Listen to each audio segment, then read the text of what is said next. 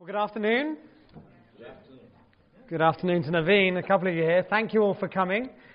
Good to see you here at Elios. My name is Andy Lowe. I'm the Executive Director here at the Foundation. And this is our third event in our fall event series, The Frontier of Impact Investing. We are delighted to be hosting our investee partners from India. It's been a real privilege for me to be up in San Francisco with you guys yesterday, and then they'll be heading down to LA tomorrow to be doing some events down in LA. So the format for today will be for me to give a brief overview of the Elios Foundation and to make an introduction, and then we'll have a quick video, and then I'll hand over to Navine to talk about the incredible work that he and his team are involved in India, and then we'll have a chance for Q&A at the end. So do save up questions. Just to set expectations, yesterday in San Francisco was the best Q&A that we've had at any Elios event so far. So the first time I said any questions, there were 12 hands that went up. So the pressure is on for you to kind of get ready with your questions. And then we'll wrap up by 4 o'clock, and then there'll be tea and coffee served upstairs at the Elios office. So for those of you that have to get back to your desks, we will be done by 4. But for those of you that don't need to rush off, please stay around. Good to see you. So who is Elios and what do we do? Well, we invest in early-stage entrepreneurs who are working in the developing world in the eradication of extreme poverty. Our DNA is one of educate, empower, and engage.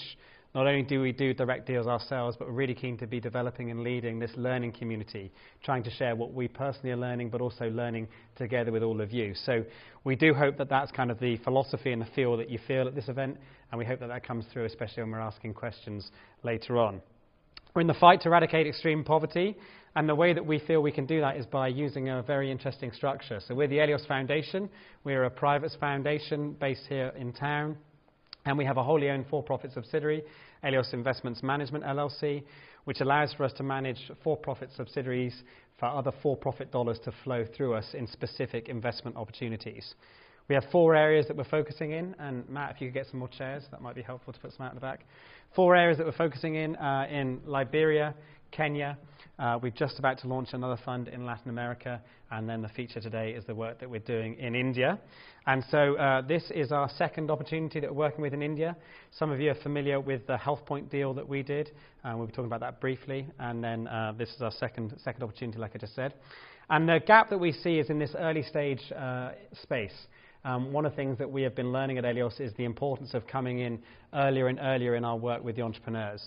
And so we have 2 types of investments that we do. We have the solo investments that we do as a foundation, and that can either be in the form of grant capital being deployed or seed investments. And then we have co-investments, which use our investment vehicle that allows for other investors to invest alongside us.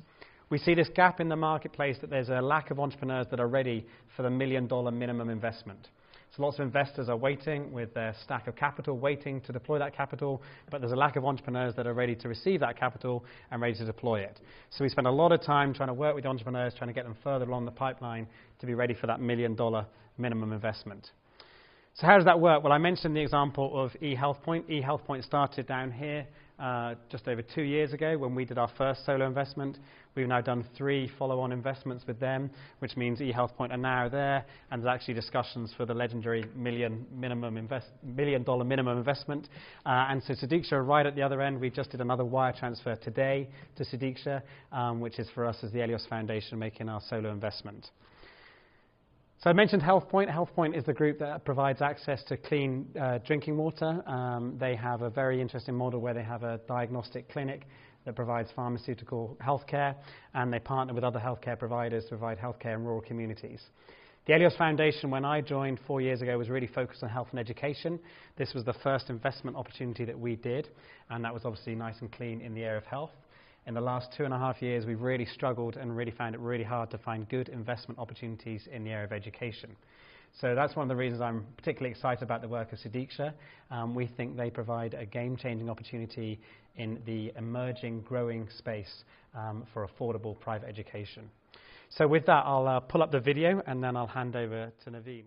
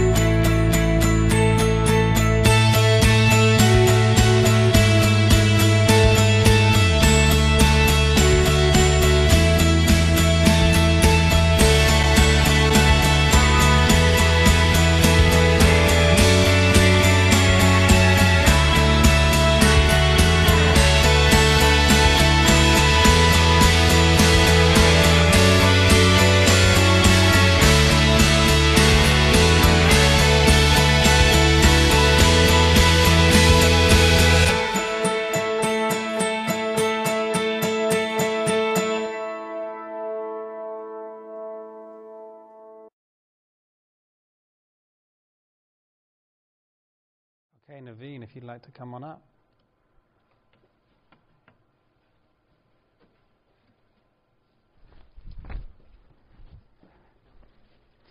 Thanks, Andy, for praising me and our team since last night. It has been so wonderful to get all appreciations. I'm really very glad to come here and see all of you and tell about our project. And this is my first visit to US, and I didn't plan all throughout my life to come to US, but Andy and Elios, they made me to come to US. Thanks. I want to give a very small introduction about myself. My name is Navine, and I'm from Hyderabad. Hyderabad is pretty well known in India. And I come from a very small place near Hyderabad, around 80 miles away from Hyderabad. And I went to the private schooling in Hyderabad, and at that time it was very tough for my parents to actually send me to the private school. Which was in Hyderabad, and because that village we did not have no private schools. Till now, in India, government schools, though they are providing a lot of accessibility and schools are available everywhere, but coming to the quality point, they are not able to provide quality, very good quality education to everyone. There are many reasons for that, because it's such a big nation, and there are 1 million schools, 1 million primary schools, and they need a lot of infrastructure for that. So there are many reasons. I started my studies in Hyderabad, and I studied my forestry management. I did my graduation in forestry management, but I never did any forestry after that. So I was working in forests basically, earlier in the first 1 year, and I was responsible to build the check dams on the hills. So I was working very closely with one of the NGO who are pioneers in education, especially curriculum development, and working with children in the tribal regions. So I used to spend a lot of my time with the kids there, and they used to run a lot of children clubs. So Hyderabad is around 1,000 miles from the place where I used to work. So these children used to ask me various questions, like how do you live there, what kind of houses you have, and what do you eat, and how do you come here, and how much time does it take, and what is the train, what is the speed of the train, are there any roads, or is there any seaway, they used to ask so many questions. And it was very shocking for me, because when I was a kid, I never asked such questions. So one day one child asked me, Navine, Bhaiya is a brother, so he asked me, do you believe in God? I said, yes, I do believe in God. Then next question was, do you believe in devils? I said, no. Then he said, why? Why so? I never seen any devil till now. Then he said that, then did you see God? So the thought process of the child was so amazing, and I wanted to know how children are thinking like that. So I worked very closely with that organization, and I felt that if we give very good opportunities for the children to explore themselves, and give space to them to do whatever they want and read whatever they like, then they can do wonders, and they can really come out with great potential. So that was the beginning of my journey. I stopped making dams, and I started working with the children there. So that's how I started my journey in education. I worked in non-profit sectors, especially in the education at the pre-primary level and the primary level for 10 years. And then I wanted to start something on own. And then we have figured out what is the exactly, there are many problems in India. And education is one of the very big problem where we can do a lot of wonders. So I will like to go through the the education scenario in India.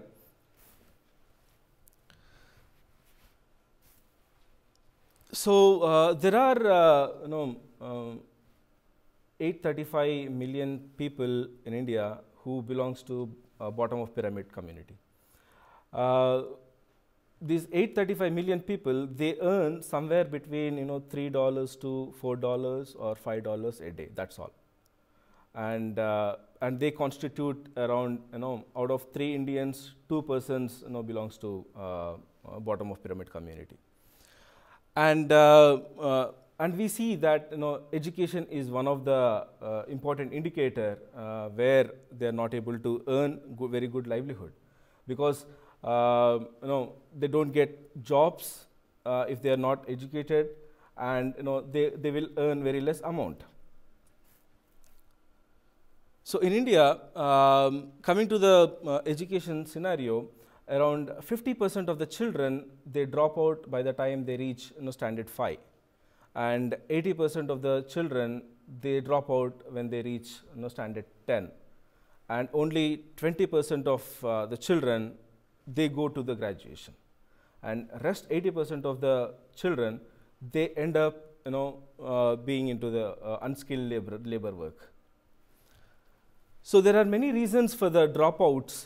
There could be very low motivation from the teacher side, and they are not the infrastructure is not good, and there are very low performances in the respective classes. So there could be many reasons. And one of the main reason what we identified is the child is not prepared during the initial first 5 years to go to the primary school. Okay, that is the special reason we wanted to explore. So there are 120 million children in India who belongs to that age group, between 2 to 6 years, and out of them only 18 million children are attending the preschools, because preschool education is so costly and it is a very new trend in India. It started somewhere around 2002 or 2003, and there are around 17,000 preschools, which are run for elite children, and they charge somewhere around $1,000 or so. So there are publicly funded preschools. We should not call them preschools, because they are only daycare provider kind of thing, where 35 million children are attending these daycare centers. But unfortunately, these daycare centers are run by women who are not trained to actually handle these schools. And what they can do is, what they are doing right now is they are providing additional supplementary nutrition to the children, and they look after some health care, some vaccination like that, and they really don't teach children or make them learn the concepts that are to be taught in the preschool. So if we see these statistics, it's a staggering 80 million children, or like less than nearly 67 million children who are not going to the preschool at all in India. So there lies an opportunity for people like us. Then we decided that we should provide some alternatives for the poor. For these 67 million children, we wanted to provide alternatives. And we found that there is very high demand for preschool education, but there are none. The preschools are there in India, but which are very costly. So then we decided to start our schools. We started setting up the schools in neighboring slums and colonies, where most of these BOP communities live, and we started taking only $8 a month. We collect only $8 a month from the child, and our total setup cost for one unit, one preschool, is only $1,600. That's all.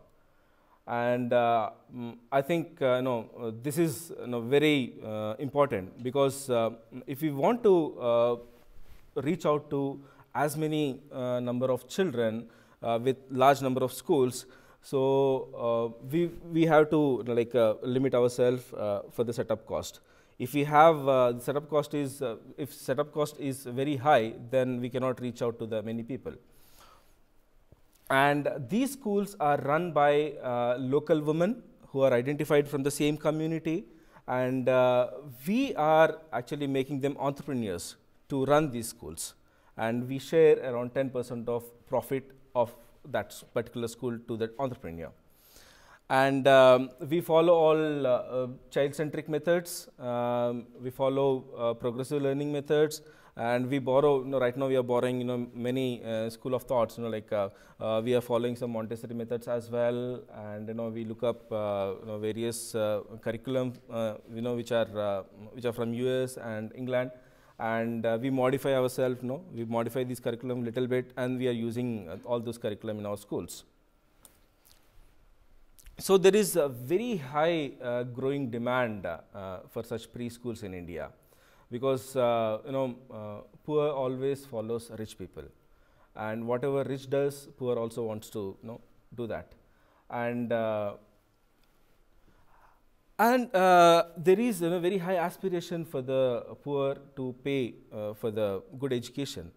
As we have seen in the first slide, almost $350 billion they are spending for the various goods and services at the BOP segment. The only aspiration the poor people have is to send their children to the best school, where they get best education and they reach graduation and they get best job. So there is a very high aspirational levels for the parents.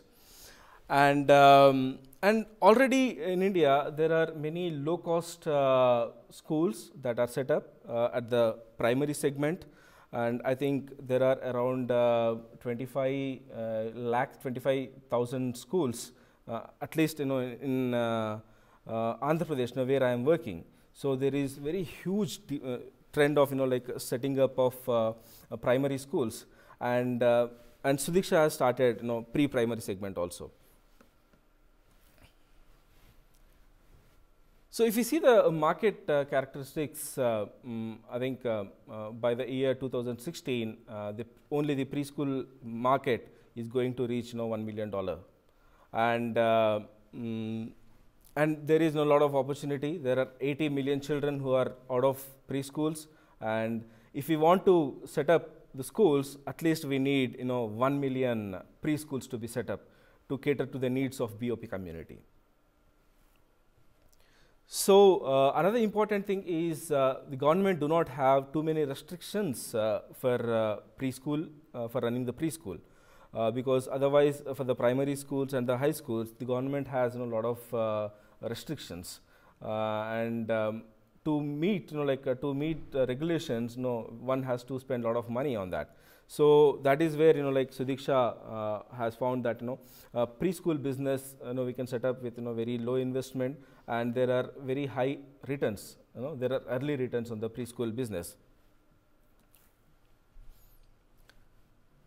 So if we see the current landscape of various competitors that we have in India, there are many unorganized preschools which are run by women at their homes.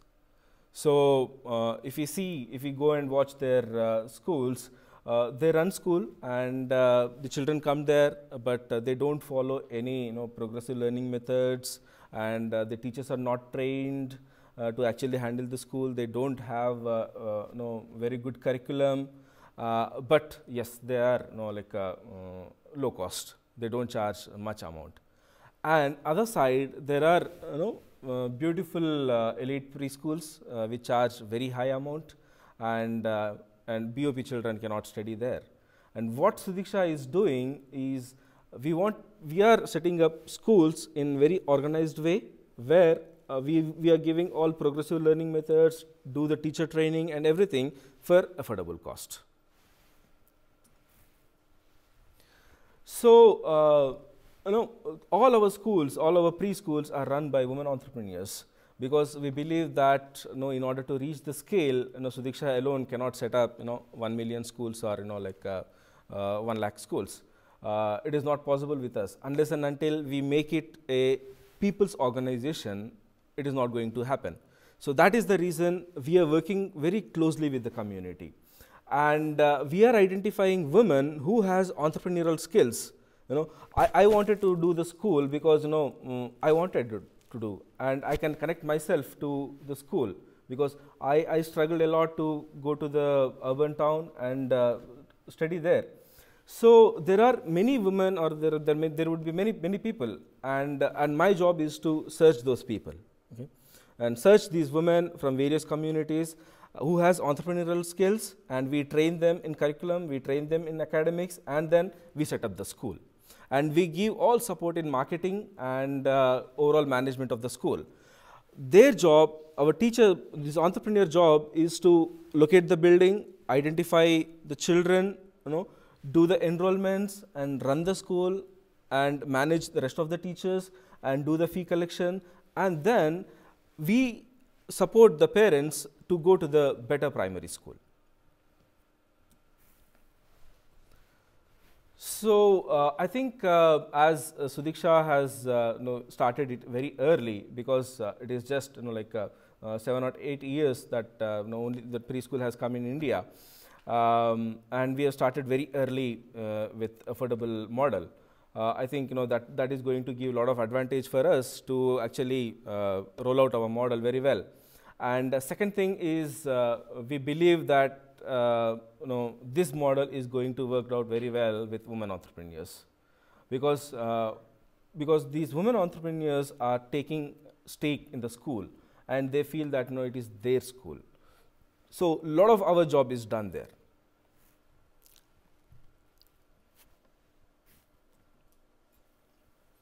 And we do a lot of marketing, and we do marketing through advertisements, and we do invite parents to the school and make them participate in various activities with the school. And what we do, before setting up the school, we go into the communities, we set up, we carry some 100 books or 150 library books, and we set up a stall there. And we invite all children to come and read the books. And for the parents, it makes very curious, what are you doing? What are you guys up to here? So then we tell them that, we wanted to run a school for your kids, where your kids will enjoy a lot and they will start loving to learn. So that is where, that is how we build the dialogue with the local communities. And then slowly we ask them, do you have any women who can actually help to do this? And do you have any place? So that's how we begin. So it is all community participation. We are setting up of the schools, and in order to make the school self-sustainable right from the early years onwards, what we are doing, we are charging, because we are charging very less fees. We are trying to raise other resources, other revenue sources also. So for the preschool, we start in the morning 9 o'clock and the school ends at 1:30 or 2 o'clock. But rest of the time, the school is empty, So we are not using the space. So why can't we use the space for the better use? So can we run crash, or can we do daycare inside the school, or can we do some remedial teaching? Okay. So that's what we thought, and we actually started doing that. And out of the 12 schools, 12 entrepreneurial run schools, right now 3 schools have done break even, in the first year itself, with the other revenue sources. So currently we have 18 affordable schools. We have impacted around 1,500 kids. And we generated around $75,000 till now. And yes, 3 schools we would be breaking even in the March 2013. So we started with 3 schools in 2010, and then we started 4 more schools in 2011, and we covered around 375 kids. And in 2012. We partnered with Elios Foundation, and Elios Foundation actually liked the concept of running affordable preschools with women entrepreneurs. Okay, and right from the beginning, we wanted to work on a scale. Okay, My mother is a teacher, and my father is a farmer, and I have two sisters, and they are also government teachers. So when I started school, everyone started asking me, like, why do you want to become a teacher? Because all of your parents and siblings are teachers. No, I said that I want to run 1,000 schools or 2,000 schools, not 1 or 2 schools. So we are aiming at the scalability. So right from the beginning, even if we have, because in the beginning it was very tough to actually manage all our finances. But in spite of limited resources, we wanted to do it on a large scale.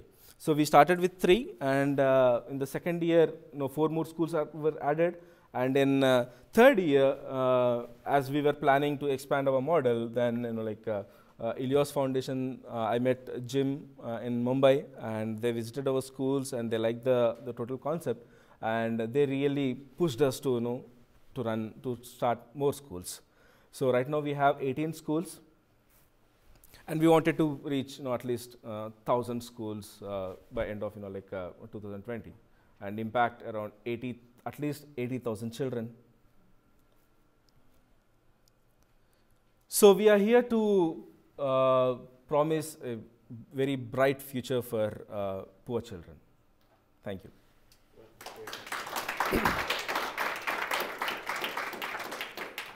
Thank you, Navine. I'll ask Namisha if you want to come up too. And then, like I said, the bar was raised high yesterday for the Q&A, so please feel free to ask questions. So Nimisha is my classmate.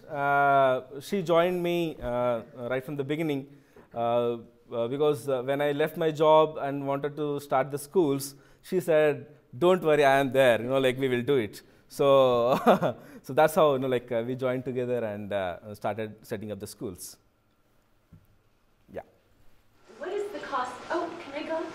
Yeah, go, Barbara, go. Jump in front of you? No, go.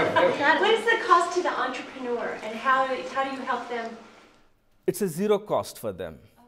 Okay. We don't take any amount from the entrepreneur, because the entrepreneurs are they are also very poor people. Okay, the idea is not to take royalty from them. It's a royalty-free thing. We're paying them salaries initially. But then, once the school starts making a profit, we are going to share 10% profits with them. Oh, okay. So that is how they identify with the school. They help in the enrollments. They're more friendly with the children, and then they think that the school is their own. So they're not actually an owner. They're the operator. The operator, but yes, we do as we said to them that they can take 10% of profit incentive. Then it is very big thing for them. Okay. But they feel they are the owners, and we also feel they are the owners. I do have a question, but first I'd like to make a statement. You guys are fantastic. This is brilliant stuff. You should be very proud of yourselves. Thank you. Thank you. Here's my question. It's about marketing, and it's about telling the story. I've never been to India, so I'm trying to envision what it'd be like to use word of mouth, to use what the equivalent perhaps of public service announcements, to tell just an uncountable population of people, obviously. Yeah. How do you propose, I know you have that slide on marketing, I don't know that I got all of it, but how do you propose, I think the big thing here is to make a few of these things successful. As soon as there are a couple of case studies that show not only what it does for the entrepreneur, but for the kids, this is going to catch on like wildfire. But somebody still has to contemplate how are we going to make this snowball, telling the story. Yeah, in education, initial couple of years, various marketing strategies will work out. But after 1 or 2 years, it is only through word of mouth, because by that time the children get some education, and the parents are advocates, and then through them, we get more enrollments. Okay. But the initial first year and second year, it is so important for us to actually reach out to many people, and especially in India. Newspaper inserts, and we have TV ads. Most of the BOP communities, they do have access to television. If they're not watching it at home, they'll be watching it somebody else's home. So we do like a lot of things, like we do paper advertisements also. And we have like TV advertisements. We scroll. There is a scrolling going on. Like Sudiksha is providing affordable preschool. So that's how what we do, and we come up with like various case studies as well. Like we put up some posters on the streets, and we have very beautifully designed brochures. And apart from that, we do fairs with the children. Like we do organize some programs with the children. We go into the community, and as I was saying that we run street library, and we do like various other activities with the children. Okay, where children come there and they learn some like some beautiful concepts very quickly. Okay, because we follow all progressive learning methods.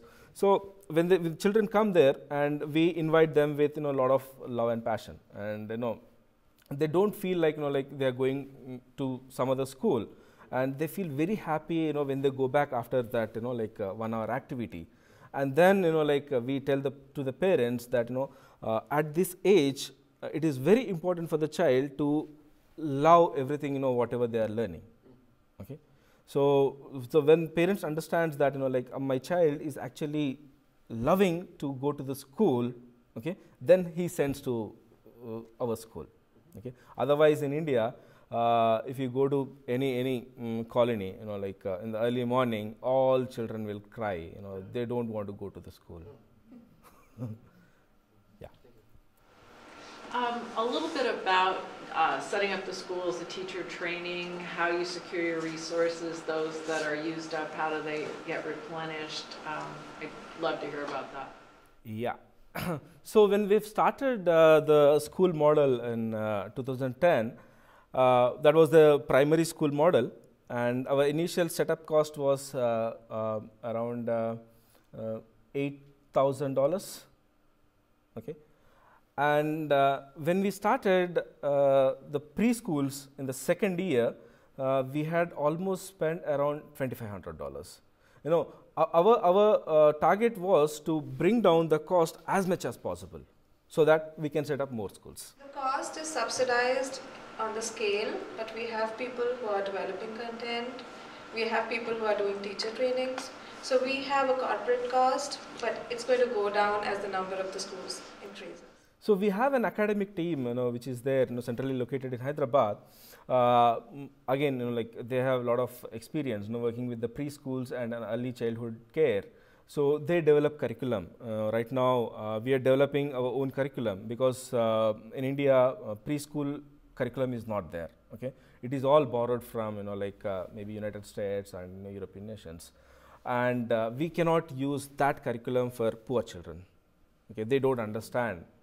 Okay, so maybe elite children, they understand burger and like everything, hot dog and everything, but poor children, they don't understand what does it mean.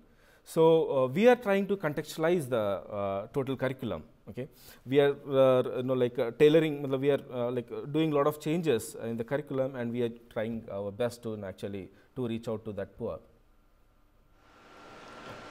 Are most of your schools now around Hyderabad? Yes. And how do you determine when? Do you cluster them? Yeah, we do. We did make the cluster. And then when you expand, how do you determine where you put them?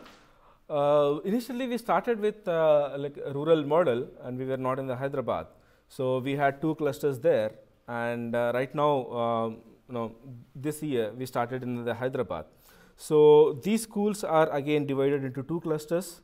Okay, and these clusters are divided, and for one of these cluster, we have an operations manager.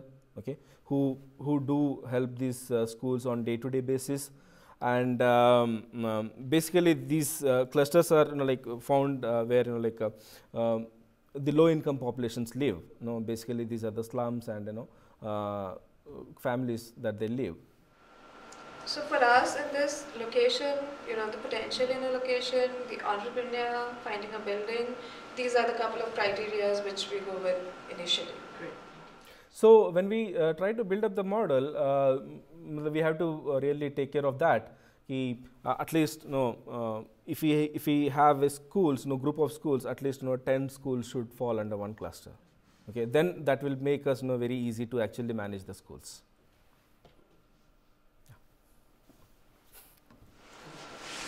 Yeah. I believe you referenced the Anganwadi schools, the daycare Yes. centers that Yes, the yes. 35 million children Yes. attend. And you mentioned that they're a locale where children receive government health services. So I was wondering if the Sudiksha schools do currently or plan to incorporate some of those services that those children would not otherwise be receiving, particularly related to health and nutrition. Yeah. Otherwise, no, it should be otherwise, like they should include the preschool education component, because that is already established segment in the government, by the government, and a lot of infrastructure is there. But unfortunately, Indian government, for that matter, they haven't yet, realized that, preschool is, very important department, segment. So coming to Sudiksha schools, we haven't started doing that, but we are doing it in another way, because we are not providing any additional supplements to the children in our school, and we are not giving healthcare services also. But what we do, we invite Anganwadi teacher to come to our school and provide some additional nutrition and give some healthcare services also. Help organize camps like polio camps and vaccination camps. So we are actually thinking of including all things like that. Do the Anganwadi teachers typically have, do they have the resources to share with the Sudiksha schools, or would you be? Actually, they have a lot of resources, because if one Anganwadi center has started in one particular location, so they have the data, they have the data of all primary school children, because they have the data of that particular age group. So even if the children are not going to the Anganwadi, okay, if they are going to other private schools, and if they are not going anywhere and living at their homes, they are supposed to cover all children. Because for them it's more like a target which they have to meet. So we're just trying to tap into that target which they have. If you looked at the diet of these kids and you ranked it on the poor kids living in the slums, and you ranked it on a 0 for really horrible to 10 on a high level, what would you rank the average diet of the kids in the slums, not just the ones that find your school? Diet? The diet. Nutrition? Okay. Right now, as we are working in slums, and we have low-income colonies, and we do work in villages. So villages are maybe 3, 4. That's all. It is not very good. But when we come to the urban towns, urban cities, so maybe 5, 6. Urban areas better. Urban areas are rural little bit better. Because they are earning, both the parents are working, they have the capacity to. So the farmers aren't getting good food, is what you're saying. Apart from that, there's a lot of awareness, about the children, because in the rural, there are lack of healthcare services. Okay, that is the main thing. If children, they don't get proper nutrition there. But in the urban, the parents are they have a lot of awareness, and they try to give provide a lot because of in very good rural, nutrition. the other thing is that India is a huge wheat and rice-based economy. So they would just feed the child rice and think that they've given nutrition. So that is happening a lot in the rural. Even in the urban, it happens. Many children come with only plain rice to our school. So then one day we called a dietitian, and she was visiting all our schools. Then she said that let us do one program for all your parents. So then we called all our mothers, to one school, and then she explained, what we can put in the rice, So there are many things, very many small things, which are very which can add a lot of nutrition, we can all cereals and everything in the rice, and we can make children eat.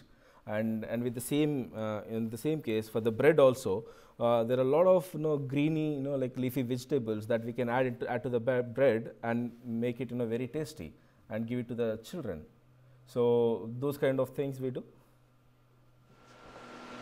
I have a two-part question. One, how many students are in each school, and how many teachers are there to watch and train the kids? We have a student-teacher ratio is around 1:15. That's all. And in each school, on an average, we have 25 kids. And then how are you planning to, because I know that you're still in the very beginning, how are you planning to track the progress of the preschools and how they improve going through primary and secondary? Yeah. So there are 2-3 aspects of we really need to take care of it when we do the expansion. First one is the total management of the schools. Okay. When we do the expansion, we should manage the schools. We should actually run the school and look after the administrative part. And the second thing is the whole financial monitoring. Okay. And the third, which is very important, is to track the children learning levels. Okay. So what we are doing, we are working on both first 2 things, and also started doing with the third thing also. We are trying to do third-party assessment, where the child is, child is tracked, okay, every quarter. We track the children learning levels every quarter. So we are trying to, bring the third party in to actually monitor the monitor the learning levels. And we also keep, we have, for every child, we have data as to where they were and how they are going on. So then we can track the child according to that and also rate the teachers on that performance. So we would know which teachers are doing what with children. And that's one of the things that we're trying to encourage them with the pilot when they have that crazy growth curve, which I always love seeing crazy growth curves, but trying to encourage them with the 12 schools, the 17 they now have, how we get good data to actually see the impact that we're having and then where that's going to be fed in the future. So we're trying to encourage them, which may be ironic for some of my board members, we're trying to encourage them to slow down on their growth plans to be able to flesh it out a bit more, to be able to learn what they can with the smaller number of schools to implement it across the board. Right, there are some questions, yeah. Okay. Yeah, and regarding the learning level assessment in India, for the primary school and the high school, there are many companies which have started doing third-party assessment. But World Bank very recently has come up with a learning assessment tool for pre-primary schools as well. So right now, last year we have used that tool, but we wanted to make it in a third party. Yeah. So in building this enterprise, what has been the biggest surprise to you? Surprise? Yeah. Biggest surprise was meeting social investors. Because I don't know about Elios or any other social investor. Because when we started, we didn't think we would do it with, we thought we'll do it with our own money. And so it's all everything started out of passion.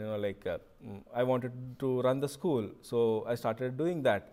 But I don't know, people like Andy and Jim, they would like this model and help us to grow like this.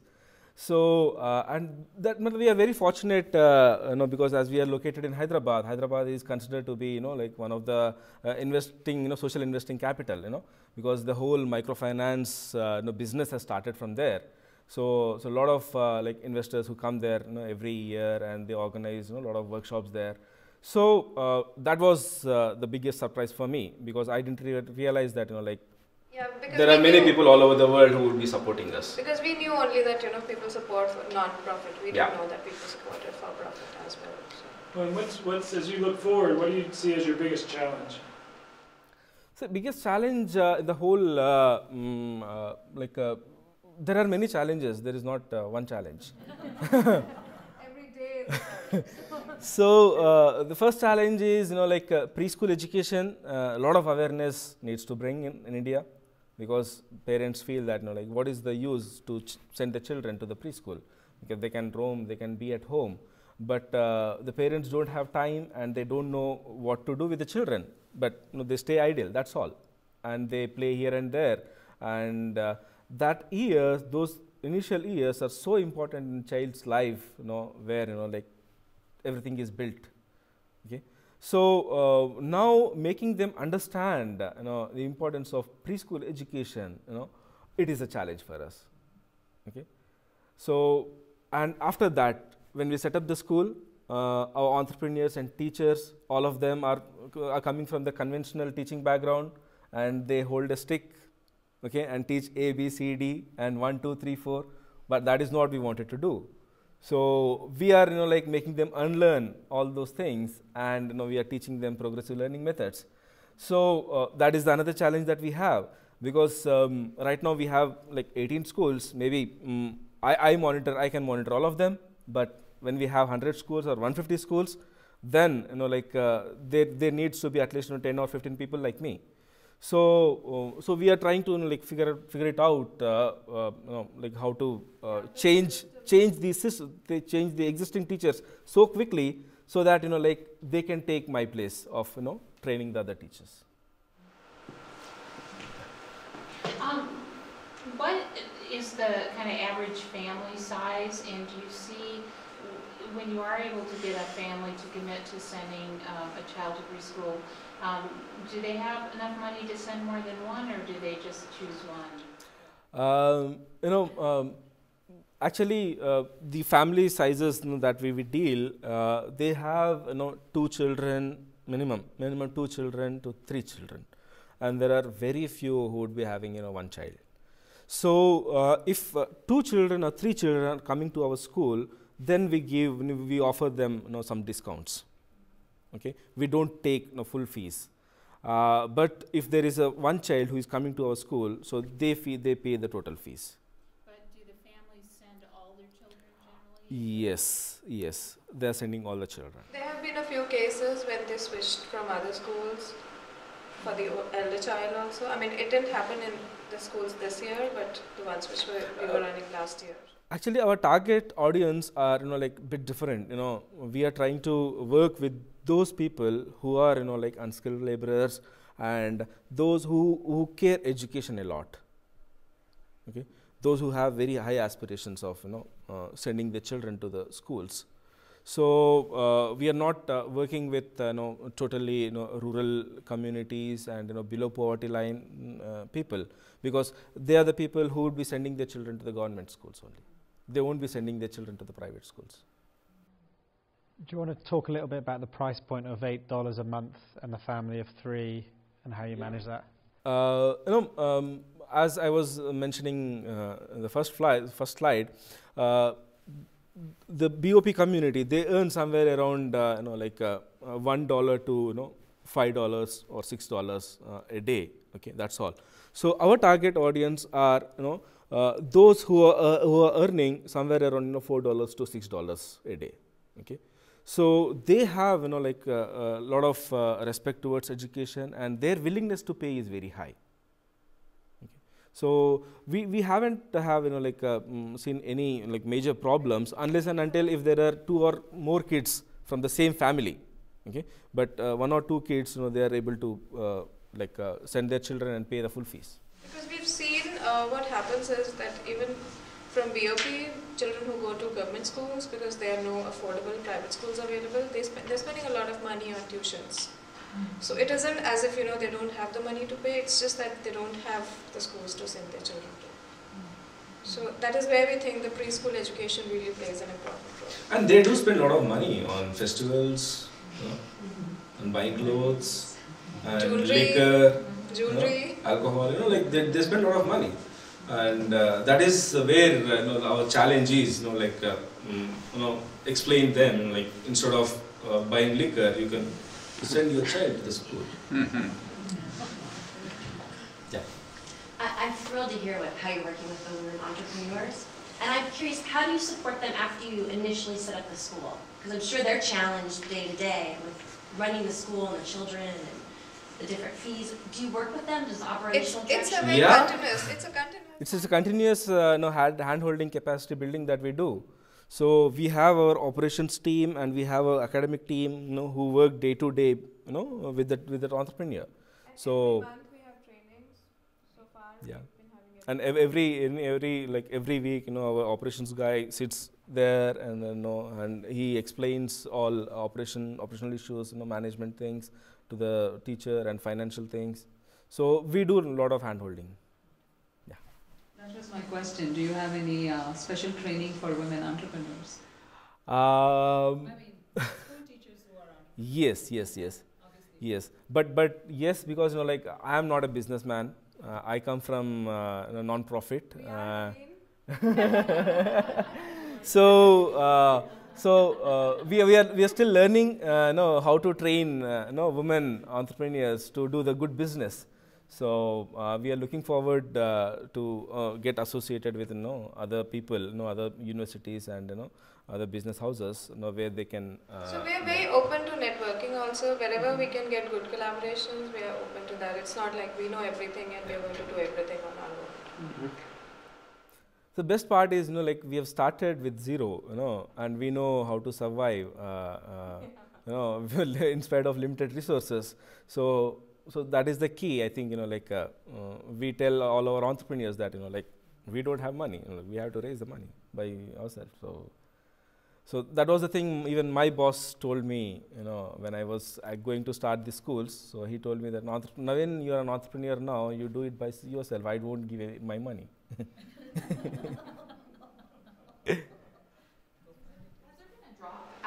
Do you have a dropout rate of kids that maybe can no longer pay, or is there also a waiting list of when there are kids that drop out, you have a list of We do.